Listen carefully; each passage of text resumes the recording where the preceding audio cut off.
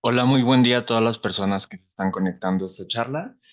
A nombre de la Facultad de Ciencias y de la Comisión de Equidad de la Facultad, les damos la bienvenida. Mi nombre es Maximiliano Ortiz y el día de hoy voy a tener el gusto de estar moderando esta plática, que justo estamos haciendo una serie de actividades con motivo de la conmemoración del 8M, que es Internacional de la Mujer. Y bueno, la Facultad de Ciencias, como cada mes, está organizando esta semana de actividades y en esta ocasión tengo el gusto de presentar a la maestra Dania Jacqueline Bejarano Morales, quien nos dará una conferencia magistral. Bienvenida, maestra, y me voy a permitir presentarla, leer su semblanza y posteriormente las pantallas son todas suyas. Y bueno, la maestra Dania Bejarano Morales es psicóloga clínica, cuenta con una maestría en psicología jurídica y criminología, así como diversos cursos y diplomados en materia de derechos humanos, psicología forense, atención a víctimas de violencia, trata de personas, así como otros relacionados a la violencia digital y cibercriminalidad. Su área de atención e intervención está enfocada en materia de ciberpsicología y cuenta con una certificación como orientadora de ámbitos digitales. Es agente capacitador externo por parte de la Secretaría de Trabajo y Previsión Social. Cuenta con experiencia laborando como psicóloga de mujeres víctimas de violencia extrema en refugios especializados. Es activista contra la violencia y defensora de los derechos digitales, así como investigadora social independiente. Se desempeña como directora ejecutiva de la organización Prevención Ciberviolencia, que atiende a víctimas de violencia digital, organización de la cual es cofundadora. También se desempeña como orientadora educativa en la Universidad Nacional Autónoma de México, UNAM. Además, es creadora de la campaña online A Salvo en las Pantallas, misma que se encarga de visibilizar y concientizar sobre las situaciones de ciberacoso sexual en contra de niñas, niños y adolescentes. Ha participado como conferencista en diversas facultades de la UNAM con relación al tema de violencia digital, en donde también ha impartido cursos de capacitación del tema. Ha participado en conferencias a nivel Latinoamérica con temáticas con relación a la concientización de la violencia y uso consciente de las tecnologías. Y en 2023 fue nominada para ser Top Woman in Cybersecurity Américas del 2023 por la Women CI y se encuentra trabajando en la iniciativa de reforma Ley Cero de la MASNNA con algunos diputados y diputadas del Congreso de la Unión. Entonces, le damos la bienvenida, maestra Dania, y puede comenzar a compartir su pantalla, por favor. Muchísimas gracias, Max, por la presentación. Me permito compartir pantalla en este instante. Por favor, díganme si ya se puede ver. Sí, ya la vemos bien. Muchísimas gracias. Pues bueno, estoy muy contenta de estar el día de hoy y agradezco muchísimo la invitación de la Facultad de Ciencias de la UNAM para que podamos hablar justamente de estas temáticas que tanta relevancia tienen hoy y todos los días que vienen, ¿no? Es muy importante concientizar acerca de estas nuevas formas de violencia o estas transformaciones de violencias que existen hoy en día y que son facilitadas justamente por medio del uso de las tecnologías. Comúnmente se le conoce como violencia digital, sin embargo, académicos e incluso mujeres están atinando a que la forma adecuada de señalar este tipo de violencias es, además de violencia digital, debería de ser en realidad violencia facilitada por las tecnologías, ¿de acuerdo? Y en este sentido, el día de hoy les traigo una presentación que abarca cómo se manifiestan o cómo se perciben estas diversas modalidades o violencias y cuál es la repercusión en el estudiantado principalmente, cómo afecta el proyecto de vida, porque recordemos que cualquier situación de violencia, tanto en el ámbito digital como en la vida física, digamos, pues sí genera una repercusión muy importante en todas las esferas de nuestra vida. Entonces, me gustaría iniciar justamente con esta presentación. y con esta pregunta que siempre me gusta iniciar con el análisis de todas las personas que nos escuchen, que pudieran analizar y contestar incluso en el chat o desde donde nos estén escuchando esta transmisión. ¿Ustedes qué consideran que tienen en común estas cuestiones tecnológicas, como bien lo es el Internet, las redes sociales, las aplicaciones para citas y demás? ¿Qué tiene en común todo esto? Con un cuchillo. Me gustaría que pudieran analizarlo un poquito y cuando ya tengan una respuesta lo pueden escribir en los comentarios. Generalmente cuando yo pregunto esto en las conferencias eh, en línea o en persona, casi siempre las respuestas son que lo que tienen en común es que están hechas para dañar o que son malos o que pueden hacer daño y toda esta connotación de alguna forma negativa. Pero me gusta darle la vuelta en el sentido de que en realidad las tecnologías no son malas, simplemente son una herramienta, al igual que un cuchillo. Por ejemplo, un cuchillo lo utilizamos para cortar un pan, para cortar una naranja o una fruta, pero desafortunadamente también hay personas que lo utilizan para dañar. Lo que tienen en común es que son herramientas neutrales, pero dependiendo del uso que le demos, es si pueden ser malos, entre comillas, o dañinos o no. Al igual el Internet, es una herramienta maravillosa y justamente esta conferencia es un ejemplo de eso, que nos puede permitir conectarnos con otras personas que se encuentran en otro espacio, nos permite conocer muchísimas cosas. Estoy segura que ustedes ya saben muchísimo más acerca de los beneficios del Internet, entonces simplemente es una herramienta. Sin embargo, las personas agresoras, eh, por no decir violentadores o violentadoras, las personas agresoras han encontrado en las tecnologías, en el Internet, una nueva herramienta para seguir perpetuando violencias. En este sentido, la violencia facilitada por las tecnologías, acorde a lo que señala ONU Mujeres, es un continuo de violencia. ¿Por qué? Porque muchísimas veces las mujeres o las personas que viven una situación de violencia o de agresiones en la vida física, pues también lo viven en la vida digital. Ya más adelante veremos con precisión cuáles son estas formas de violencia, pero a lo que voy con este análisis o con esta analogía es que tenemos que entender que no son ni buenas ni malas las tecnologías, simplemente son una herramienta, ¿no? Cuando hablamos de violencia, recordemos que nos estamos refiriendo a esta acción o a esta omisión, es decir, no hacer algo que realiza una persona y que justamente tiene la intención de causar o de generar un daño, un perjuicio a una o a varias personas, ¿de acuerdo? Esto puede ser en diversas modalidades, diversos tipos, pero específicamente el día de hoy nos vamos a enfocar a la modalidad del Internet o la modalidad cibernética o la violencia digital, ¿de acuerdo? Sabemos que existe la violencia económica, física, psicológica, patrimonial y demás. El día de hoy nos vamos a enfocar a la digital.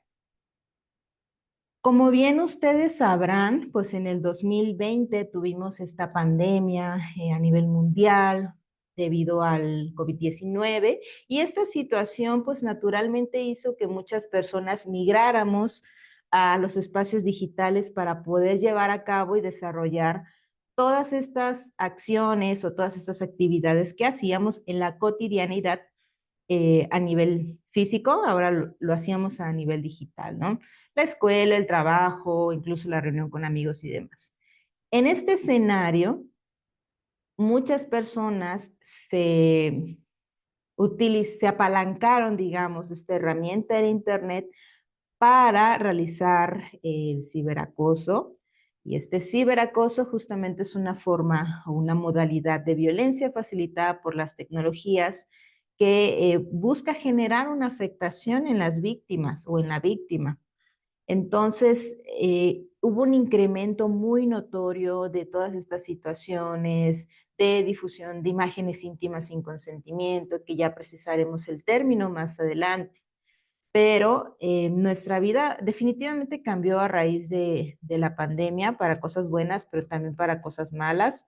Hay muchísimas áreas de oportunidad con respecto a regular, a las legislaciones, que si bien ya tenemos algo en nuestro país que nos puede respaldar de alguna forma esta modalidad de violencia, eh, pues nos falta mucho por hacer. La realidad es que los agentes garantes de impartir justicia están rebasados en estas situaciones de violencia, porque hay muchísimas cosas por atender y lo grave de esta situación también es que cada vez personas de menores de 18 años, pues también se ven afectadas por estas situaciones. Entonces, sí son casos muy alarmantes que debemos de considerar. Voy a ir desde eh, lo más, lo más simple de explicar hasta lo más complejo, y por decir simple no quiero decir que sea menos impactante, simplemente es una forma en la cual lo voy a precisar.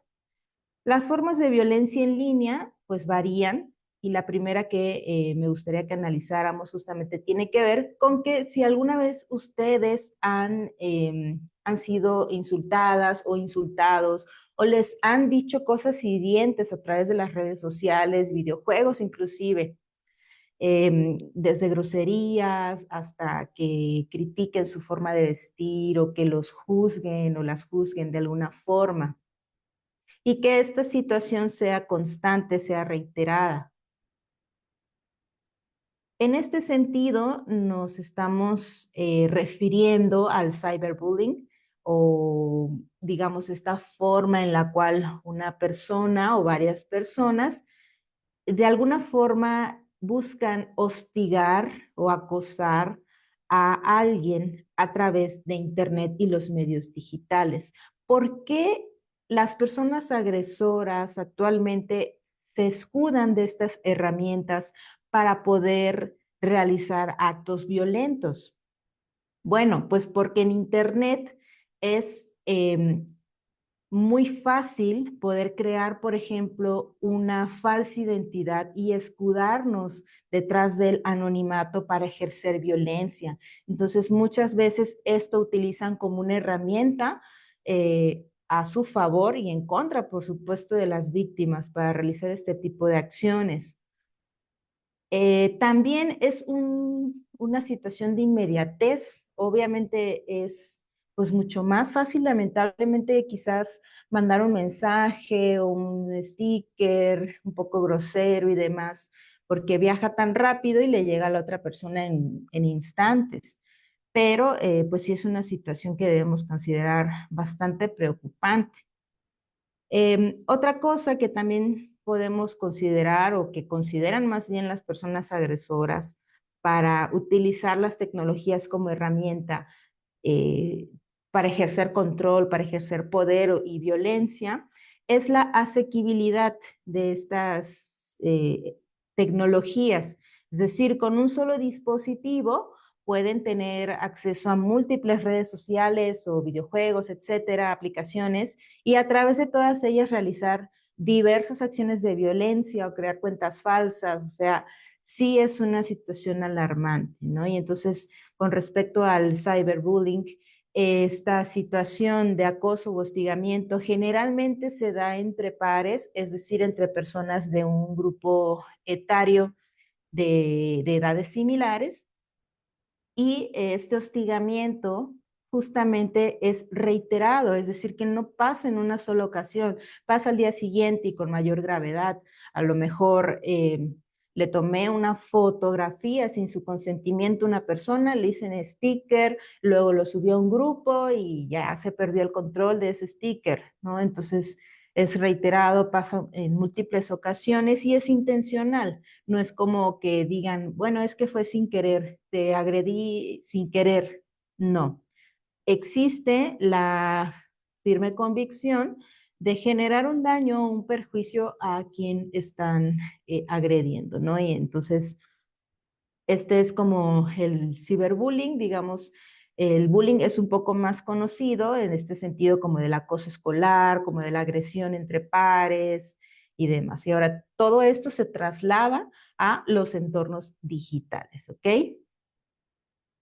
Otras manifestaciones de violencia que también podemos percibir en los entornos digitales son las expresiones o discursos de odio que vemos en las redes sociales, sobre todo en algunas que he escuchado que les dicen las redes sociales tóxicas, por ejemplo, X, antes Twitter. Hay una investigación de una organización que se llama Simetría, que realizan en el 2022 o 23, que justamente señala que en ese año analizaron miles de tweets y uno de cada tres era un mensaje violento en contra de las mujeres. Entonces, esa era una red social bastante, y sigue siendo, me parece, bastante conflictiva y bastante permisiva en cuanto a estos discursos de odio. ¿Cómo se manifiestan o cómo se perciben? Bueno, pues son justamente estos mensajes basados en estereotipos o en ideas preconcebidas que de alguna forma discriminan o menosprecian a un grupo de personas en particular. Por ejemplo, en el marco de este 8M justamente se percibe muchísimo estas expresiones o discursos de odio en contra de grupos de mujeres feministas, por ejemplo, es algo que se percibe mucho. Y algo que hemos analizado son estos discursos como cuando una mujer va a dar su opinión o su punto de vista sobre un tema en particular, le responden cosas como, ¿a poco sí, mi Warson? O sea, ese tipo de situaciones son una forma de violencia en este sentido, así como otros muchísimos discursos mucho más explícitos que ya implican una agresión verbal o groserías y demás. Entonces, así se perciben estas situaciones. Por supuesto que no voy a ser tan explícita ni decir cómo se perciben, pero en realidad son estos mensajes y agresiones muy explícitas hacia cierto grupo de personas. No digo que simplemente o que solamente ocurra a las feministas. Hay otros grupos de personas que también reciben muchísimos discursos de odio, por ejemplo, aquellas personas que están en los medios de comunicación, periodistas, personas de la comunidad de la diversidad sexual, entre otros grupos que sí reciben mucho estas situaciones. Pero en realidad, adicional a todos estos grupos que señalo previamente, cualquier persona lamentablemente está en esta condición, digamos, de vulnerabilidad de vivir estas situaciones o discursos de odio en las redes sociales. ¿Cuántas veces no hemos visto en los comentarios de Facebook, Instagram o cualquier red social, Reddit, etcétera, que alguien hace un comentario y luego le responden y se enganchan y empiezan a discutir con un desconocido en línea, pero ya utilizan expresiones muy, muy ofensivas, ¿no? Entonces, esto es algo que debemos de considerar respecto a los discursos o a las situaciones eh, de odio.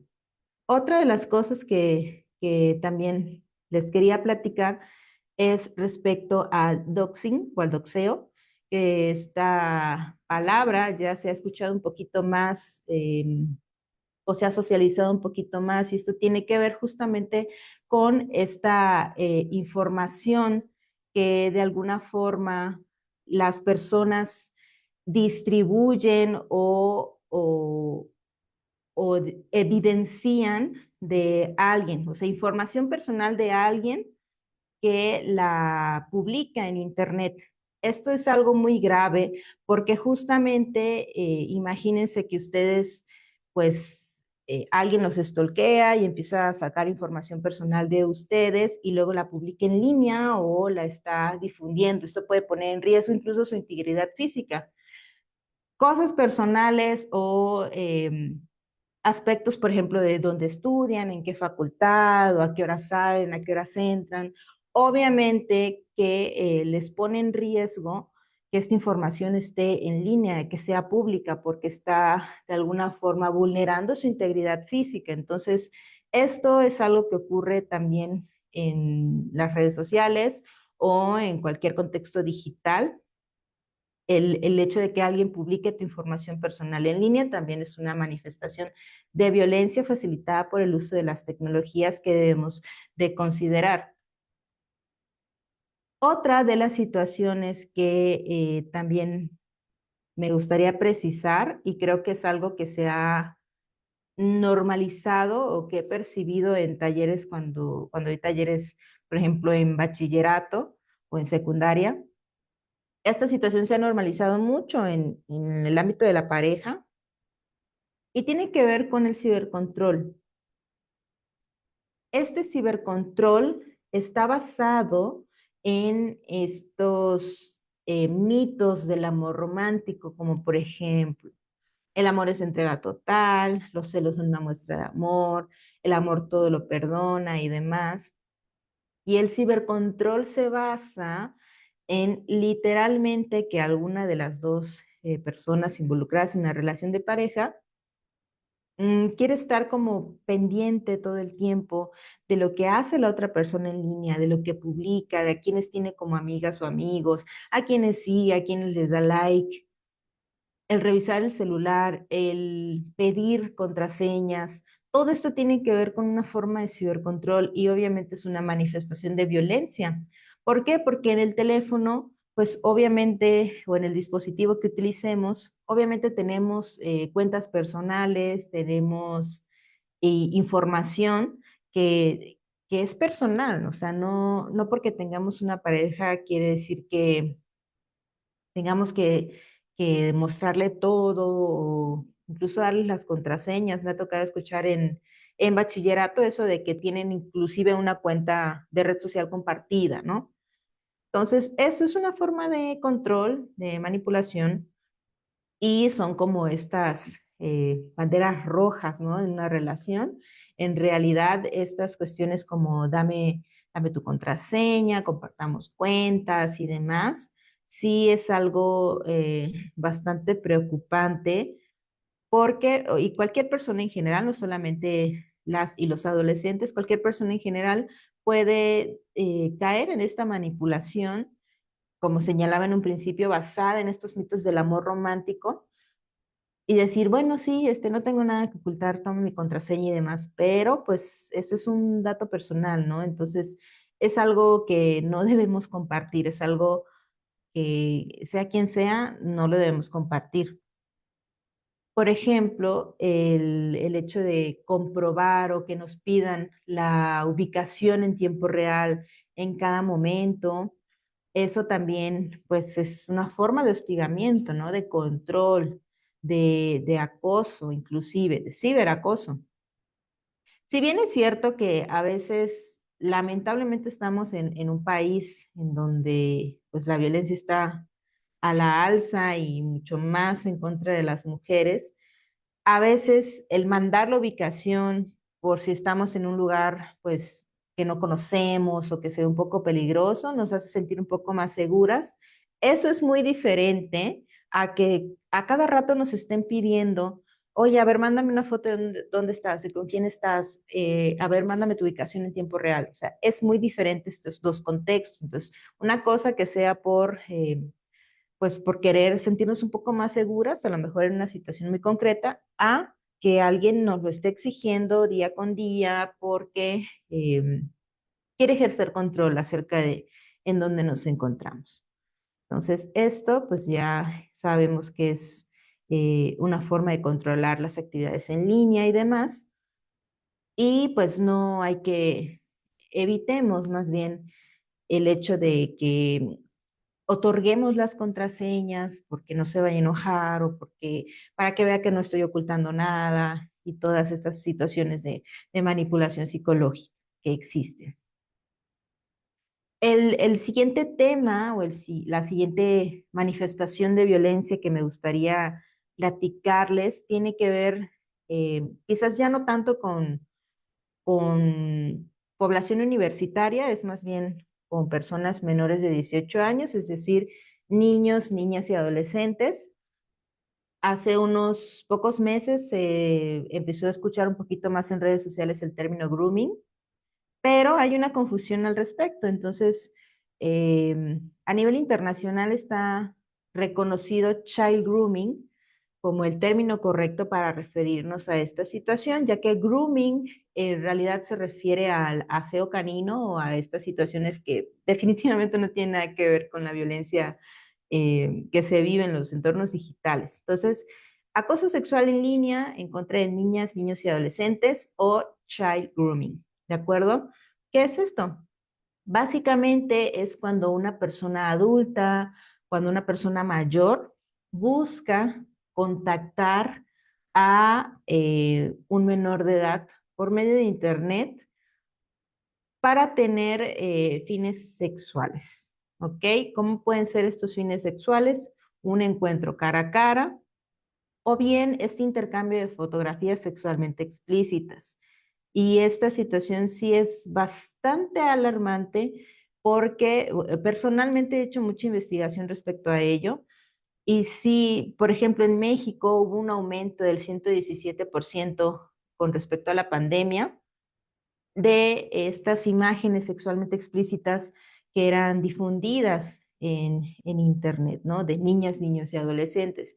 Entonces, sí es una situación bastante alarmante. El solo hecho de voltear a nuestros alrededores y darnos cuenta de que cada vez es más común ver a una niña o niño con un celular y muchísimas veces eso le damos las personas adultas como entretente un ratito o toma mi TikTok para que pases ahí horas y horas o incluso ellos crean ya sus cuentas, sus redes sociales. Entonces, sí es importante que a lo mejor si tenemos sobrinas, sobrinos o hijos, o cualquier persona menor de edad que conozcamos que hace uso de Internet, inclusive de redes sociales, sepamos y les concienticemos respecto a estas situaciones, que no todos son quienes dicen ser en Internet, que no confíen, que no manden su información, porque muchas veces esta violencia sexual en línea, em, estos groomers o estos agresores sexuales en Internet,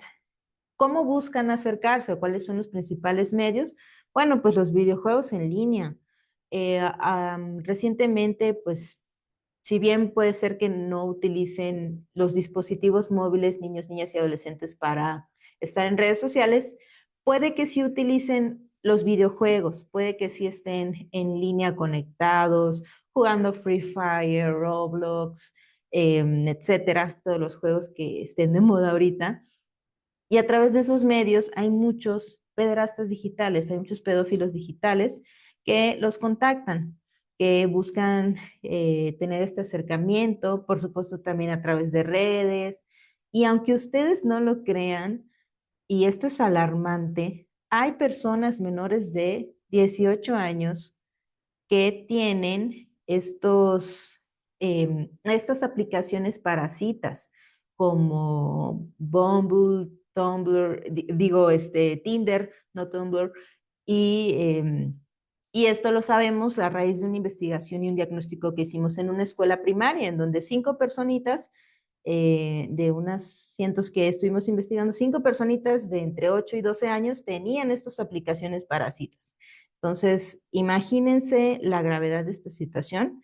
Hay una vulnerabilidad muy grande y debemos estar pues concientizados de esto. No se trata de que nos alarmemos, simplemente se trata de concientizar de esta información. Foros que existen también o páginas web. Estos son algunos de los principales medios de contacto de las personas agresoras digitales hacia niñas, niños y adolescentes. ¿Y cuál puede ser entonces una de las grandísimas consecuencias de este acercamiento entre adultos con menores de edad?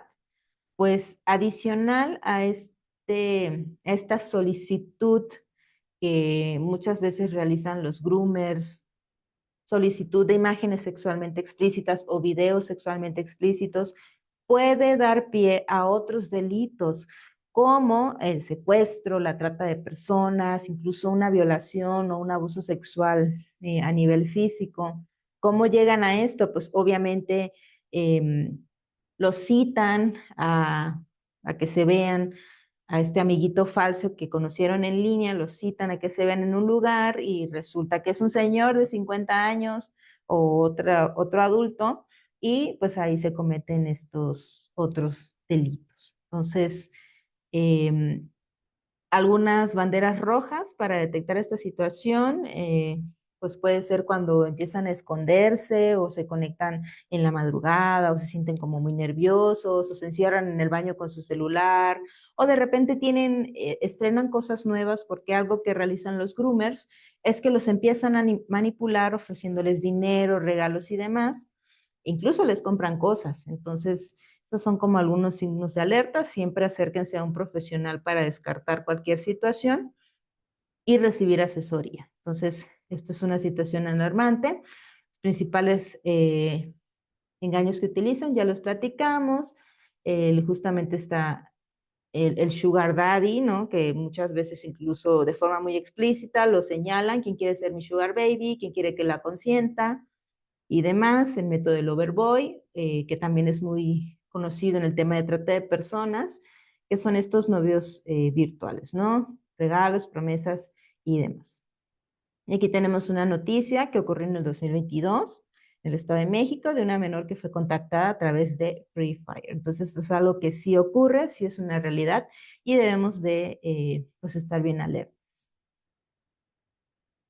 ¿Qué otra manifestación de violencia podemos percibir en los entornos digitales? Pues la sextortion, que justamente tiene que ver con que una persona amenace a la víctima con publicar su contenido sexualmente explícito si no cumple con ciertas cosas. Por ejemplo, que te llegue un mensaje y te diga, tengo tus fotos, tengo tus videos, si no me mandas no sé, 15,000 pesos, los voy a publicar en redes sociales y ya van a saber quién eres. O sea, todas estas amenazas pueden ser con respecto al dinero o cualquier otro beneficio. Inclusive puede ser que la persona agresora solicite más contenido.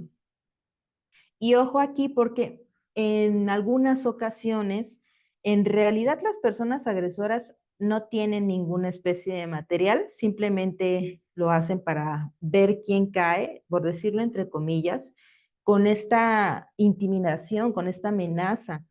Y desafortunadamente muchas de las personas que son víctimas pues caen en esta situación y le mandan pues más fotos y es un ciclo sin fin. Entonces, esto recordemos es un delito, si lo podemos denunciar y que alguien nos esté amenazando con publicar nuestro contenido y demás.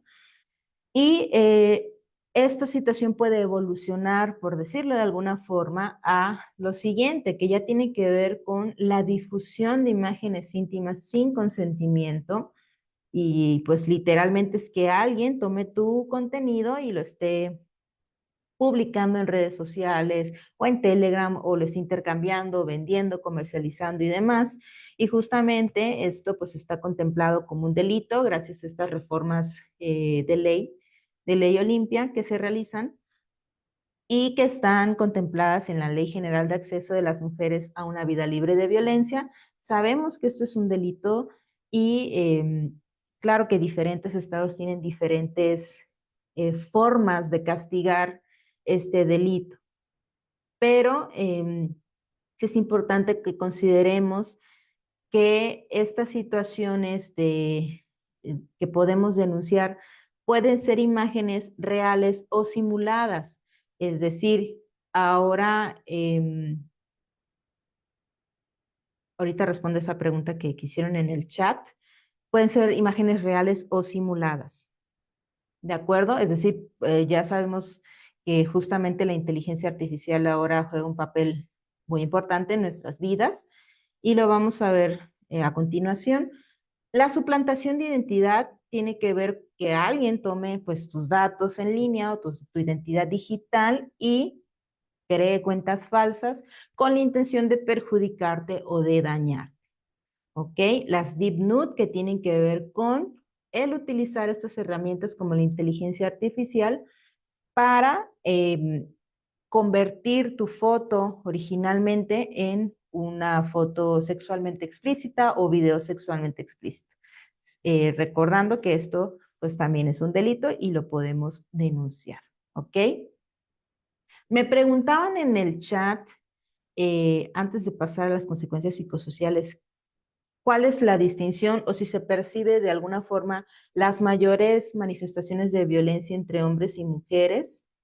Ok. ¿Existen diferencias significativas en la manera en que hombres y mujeres experimentan violencia digital? Sí, sí existen. De hecho, hay estudios que señalan, por ejemplo, en las mujeres se percibe muchísimo más aquellas violencias de tipo sexual, psicológico y principalmente como cuáles, como la sextorsión, como la difusión de imágenes íntimas sin consentimiento, como las deep nude o los desnudos falsos hechos por inteligencia artificial. Todas estas cuestiones que tienen que ver con la sexualidad de las mujeres casi siempre es la que más se percibe. En cambio, en los hombres se ve algo más como económico, como las estafas, como el robo de cuentas, como la suplantación de identidad, como estas cuestiones no tanto sexuales, a diferencia de las mujeres, que sí se percibe mucho esta afectación a nivel de su sexualidad. No digo que los hombres no sean víctimas, sin embargo, estadísticamente hablando, se ven más cuestiones como económicas, ¿no? Más como de dinero, justamente. Y ante estas situaciones eh, que expliqué con anterioridad, que tienen que ver con estas diferentes manifestaciones de violencia, muchas de ellas afectan, por supuesto, a nivel psicosocial a quienes viven estas situaciones. Y entonces vamos a entrar de lleno a cómo repercute en nuestra vida, en nuestro proyecto de vida, en nuestra situación académica y o laboral, esta violencia. Por ahí es muy común escuchar eh, es muy común escuchar esto de lo virtual es real y es literal, o sea, ¿por qué? Porque pasamos muchísimo tiempo en línea, entonces, de hecho, en promedio en México pasamos más de 8 horas en Internet al día. Hay quienes más, hay quienes menos, pero sí es algo que afecta en nuestra vida cotidiana, o sea, sí es algo real. Eh, ok, ahorita respondemos las preguntas. Y entonces estas consecuencias sí se perciben de forma muy explícita.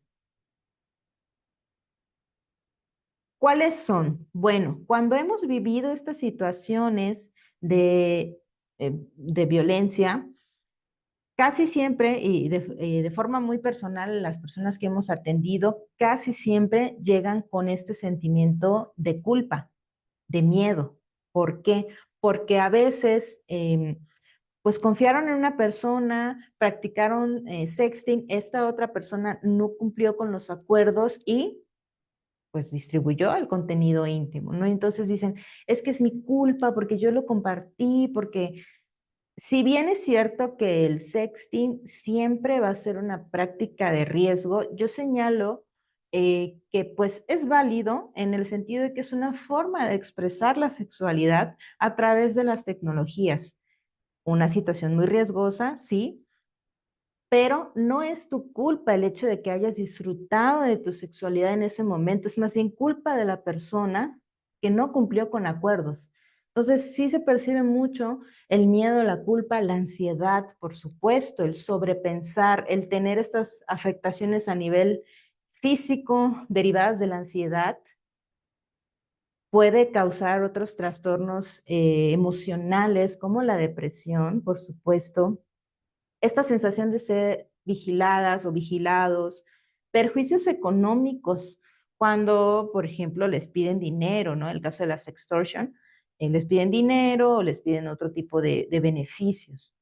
Se sienten estigmatizadas o hay una estigmatización, hay vergüenza, hay autocensura de las redes sociales o de los medios en los cuales están como, pues justamente compartiendo pues información, a veces simplemente cierran sus redes y dicen, ya no quiero saber nada porque me da miedo que me llegue un mensaje y me digan esto y el otro. Entonces, esta autocensura de simplemente decir, ya no quiero saber nada de los entornos digitales. Por supuesto que se percibe muchísimo esta vergüenza que va muy de la mano de la culpa, pero pues aquí también quisiera puntualizar el hecho de que ni son las únicas, y yo quise decir que van a ser las últimas, pues la realidad es que muy probablemente es que no lo sean, porque esta violencia pues aumenta día con día. Y esta situación lamentablemente lleva a que las personas víctimas, sean hombres o mujeres, muchas veces tengan pensamientos o intentos suicidas. Entonces, imagínense la gravedad de estas situaciones del sentirse perseguidas, perseguidos en línea y el que no puedan desarrollar sus actividades pues con normalidad porque se sienten señaladas o señalados. ¿Cómo repercute todo esto en el proyecto de vida? Recordemos que proyecto de vida son estas metas, aspiraciones y valores en diferentes áreas, lo que queremos llegar a ser, tanto personal, profesional o académicamente, entre otras esferas. ¿Cómo afecta toda esta situación? Lo primero, hablando académicamente, es la afectación que da como consecuencia, es decir, este estrés y esta ansiedad provocados por esta violencia pues generalmente hacen que tengamos menos ganas de hacer algo, que estemos menos concentrados y que tengamos un desempeño académico pues bajo, que ya no prestemos atención a la escuela y pues sabemos que esto genera una repercusión muy importante a nivel académico. E incluso puede llevar a la deserción escolar, motivado o más bien señalado con la baja motivación, a esta depresión, a esta situación de ya no querer saber nada, de estar más pendiente de que no me vayan a escribir otro mensaje, no me vayan a decir otra cosa en línea y dejo de prestar atención a la escuela, ¿no? Dejo de hacer mis proyectos, dejo de salir con mis amigos, eh, dejo de pasar tiempo en familia, me aíslo, todas estas afectaciones que ocurren. Esto genera una pérdida de oportunidades a nivel laboral, por ejemplo, porque estas, de alguna forma, huellas digitales negativas o estos comentarios ofensivos quedan expuestos en Internet y este es el resultado de la violencia digital o facilitada por las tecnologías y afecta nuestra reputación como estudiantes eh, o como personas en general. O sea, ya tenemos como esta reputación negativa, por decirlo entre comillas, derivado de esta violencia. Entonces, imagínense esta revictimización adicional de que estoy recibiendo agresiones de forma directa por la persona agresora, valga la redundancia, también la sociedad me está señalando. Entonces, esta pérdida de oportunidades a raíz de la autocensura o el cerrar cuentas es algo que también afecta a nuestro proyecto de vida, ya sea como personas víctimas, pero también señalar que hay consecuencias. O sea, si tú eres una persona agresora, pues también hay consecuencias a nivel legal en este tipo de situaciones. Y para ir justamente como cerrando con esta sesión, señalarles que desafortunadamente ante todas estas manifestaciones de violencia que hemos estado analizando el día de hoy, hay muchísima cifra negra, es decir, 9 de cada 10 mujeres que son víctimas no denuncian esta situación. ¿Por qué? Porque no saben cómo hacerlo, no saben con quién, porque no confían en las autoridades, porque piensan que es algo que merecen, entre comillas, y demás. O sea, existen múltiples situaciones por las cuales no denuncian, pero sepan que es su recomendación y su derecho a acudir a denunciar. Y en este tenor me gustaría explicarles acerca de algunas recomendaciones básicas o generalidades para prevenir estas situaciones, para, no sé si decir evitar, pero sí para prevenir y estar más conscientes. Y en el caso de que decidan acudir a denunciar, Pues también vamos a ver recomendaciones. Lo primero es configurar los perfiles de las redes sociales, eso es básico, es decir, su información que solo la puedan ver sus amigos, su foto de perfil también, que no los pueda contactar cualquier extraño eh, en redes sociales. Es decir, tener la información personal lo más reservado posible. ¿Ok? Esto es algo súper básico. Utilizar dobles factores de autenticación al iniciar sesiones en cuentas de redes sociales, por ejemplo. Por ejemplo, ayer que se cayó, entre comillas, Facebook e Instagram un ratito, y luego a muchos nos pidió el volver a iniciar sesión.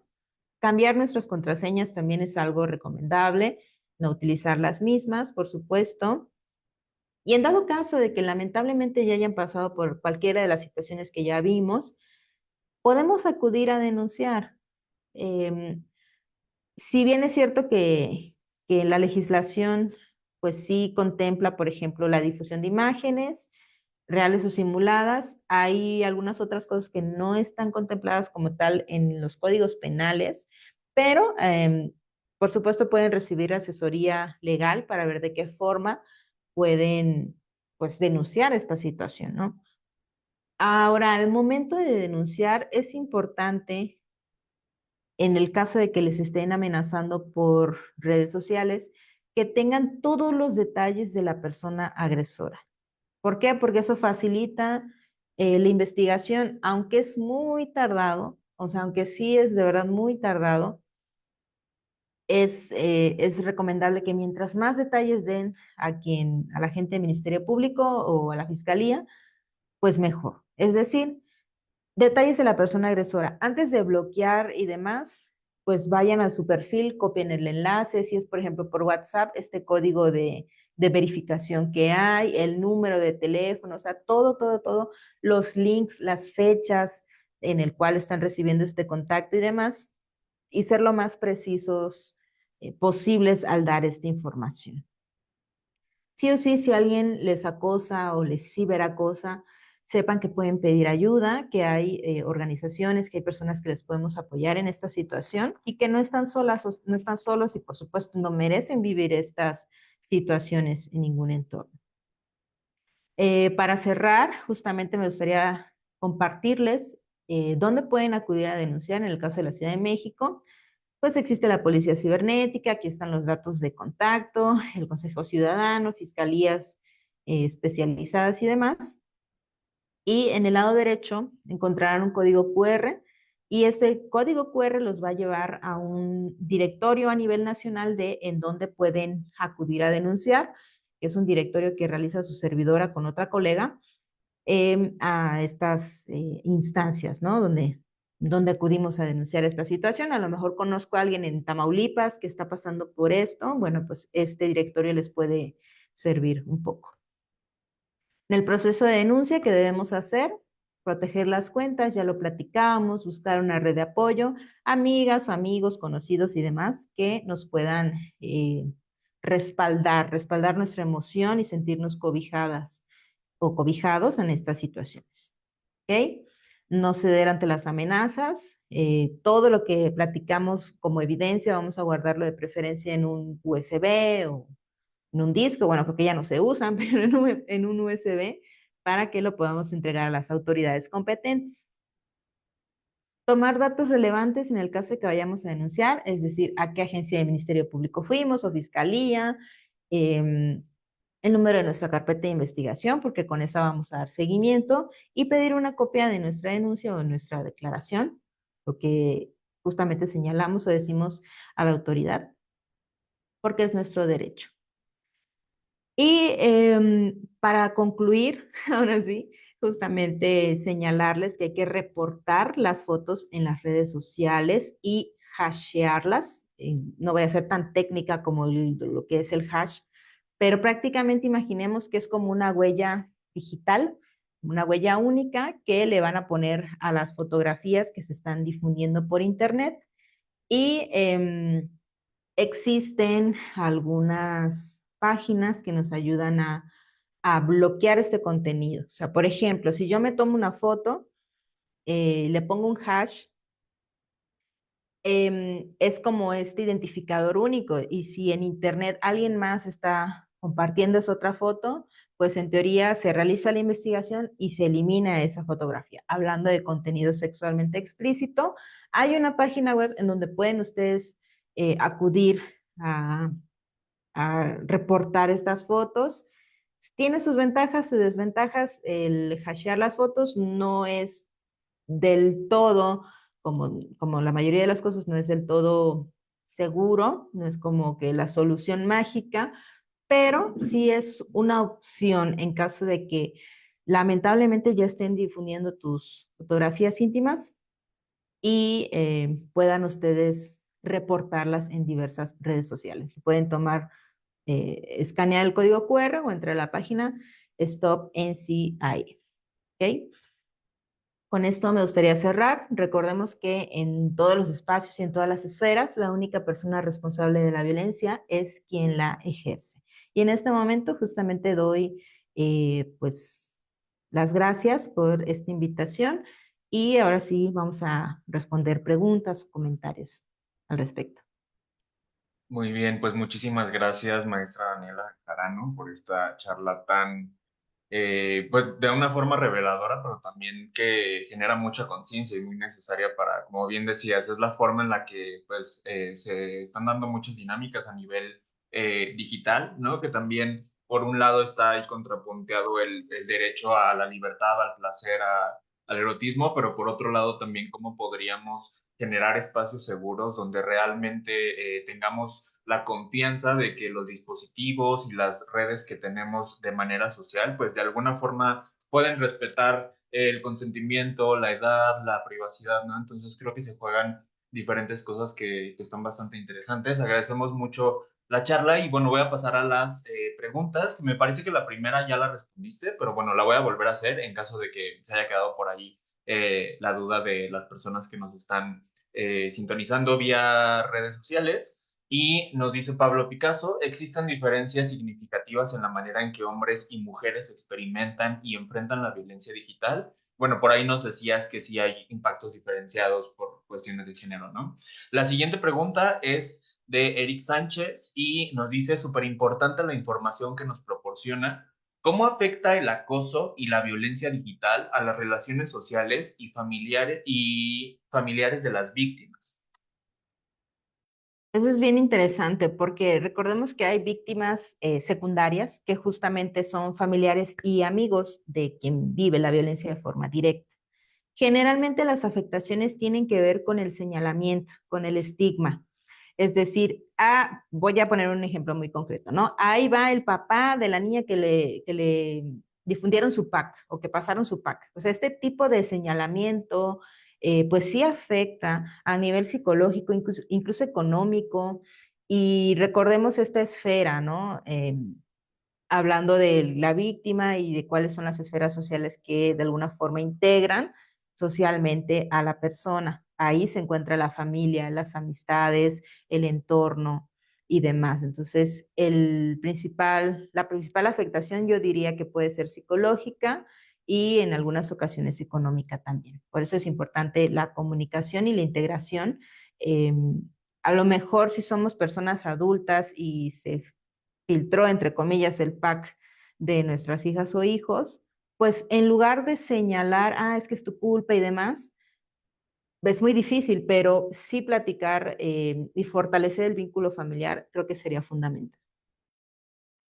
Muy bien, nos hacen otra pregunta de parte de Alicia Pérez. Muchas gracias por la información. Una duda. ¿La ley Olimpia se puede aplicar cuando se trata de un desnudo realizado con inteligencia artificial? Sí, sí se puede aplicar porque incluso señala imágenes o contenido real o simulado, y con simulado se refiere a que puede ser creado por inteligencia artificial. Entonces, sí aplica. De hecho, ya hubieron algunos casos de algún alumno que estuvo haciendo deep nudes o desnudos falsos con IA y ya se tuvo esta repercusión a nivel legal. Pues el chico pues vendía estos desnudos falsos a través de Telegram. Entonces sí es algo que afecta muchísimo, da mucho coraje, pero en resumen sí se puede aplicar aquí la ley Olimpia. Y por último nos dice Armando Camacho, hola, buen día. ¿Cómo considera que podemos controlar todo este tema de violencia digital y el cyberbullying o cosas de este estilo? Siento que a veces la gente puede caer muy fácil. Controlar lo veo difícil, sin embargo, sí podemos concientizar. El primer paso ya lo estamos haciendo todas y todos quienes estamos en esta sesión, o sea, informar y verdaderamente poner incluso nuestro granito de arena. Lo comentaba en un principio. Por ejemplo, si yo soy de las personas que le tomo foto a un amigo porque hice una cara chistosa y ya luego le pongo un sticker, pues esa es una forma de violencia. ¿Por qué? Porque ni le pedimos permiso y le estamos haciendo un sticker y lo publicamos en grupos. eh, Aunque parezca algo tan simple y a decir, ay, qué exagerada, pero cuando normalizamos estas situaciones, pues estamos incurriendo en la violencia de forma de alguna forma. Entonces, lo primero es informarnos para poder informar y siempre correr la voz. O sea, por ejemplo, el child grooming, a lo mejor aquí no hay personas menores de edad, pero en caso de que sí, pues saber que esto existe y prevenirnos. Entonces, la información es la mejor manera de prevenir. Pues muchísimas gracias, maestra Diana Bejarano. Agradecemos a nombre de la Facultad de Ciencias y de la Comisión de Equidad, pues su magnífica charla. Y pues bueno, invitamos también a la audiencia a que nos siga acompañando en los siguientes días de la semana que estamos conmemorando el 8M, Día Internacional de la Mujer. En la Facultad de Ciencias, de manera presencial, tenemos una puesta en escena que el día de hoy hay dos funciones, a la 1 y a las me parece que a las 5 y a las 4 de la tarde tenemos otra sesión con la doctora Viviana Obregón, donde vamos a estar hablando de anécdotas de mujeres científicas. Y bueno, a nombre de la Facultad de Ciencias, le doy las gracias a todas las personas que se estuvieron conectando y nos vemos en la siguiente charla.